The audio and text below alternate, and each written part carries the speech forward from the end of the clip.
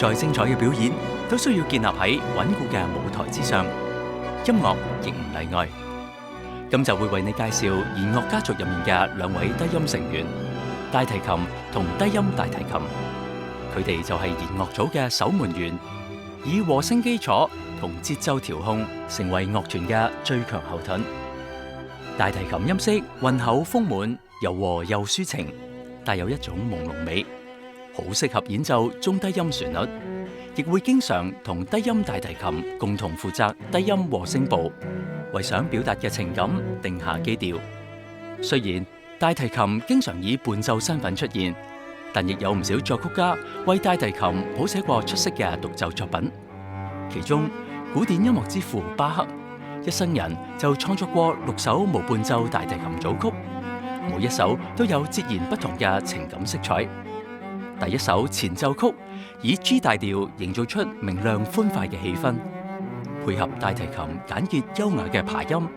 凸顯出巴洛克時期嘅和聲變化同層次感。2012年，蘋果電腦嘅官方網站悼念創辦人喬布斯逝世1週年，所用嘅配樂就係巴赫呢一首前奏曲啦。英國作曲家艾爾加嘅 E 小調大提琴協奏曲就體現出大提琴擅長演奏抒情旋律嘅特點。樂曲係喺第一次世界大戰結束之後創作，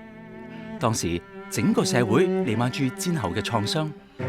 大提琴以低沉嘅音色展現出憂鬱內斂嘅情感，加上裏面有唔少快速樂句，令人感受到大提琴喺唔同音域當中嘅豐富變化。所以好多演奏家都會視呢一首樂曲為表現大提琴情感同技巧嘅巔峰之作。而低音大提琴係弦樂家族入面音域最低嘅樂器，大部分時間都係樂團低音部嘅主力，防守把關，喺背後奠定樂章嘅和聲基礎，令音樂變得立體。但係低調嘅樂器都有屬於佢嘅閃耀時刻。馬勒第一交響曲第3樂章開首嘅旋律就交由低音大提琴獨奏，令佢搖身一變成為主角。當中嘅旋律源自於波希米亞古老民謠雅各修士，亦即係香港兒歌打開蚊帳嘅原曲。馬勒將旋律由大調轉為小調，令進行曲添上一股悲傷之情。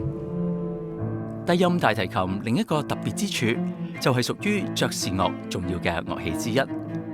不過有別於演奏古典音樂主要採用嘅運弓方法，爵士樂好多時都會以撥奏，即係用手指快速撥動弦線嚟演奏。就好似阿根廷探戈作曲家同手風琴演奏家皮亞蘇拉，佢嘅作品突破傳統，完美結合爵士樂同古典音樂。就以自由探戈為例啊，低音大提琴以厚實嘅低音律動搭建咗一個穩定嘅節奏基礎，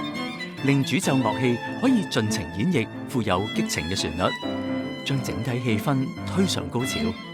下一集會為大家演奏法國作曲家聖桑嘅《天鵝》，裏面利用咗大提琴溫厚而抒情嘅音色，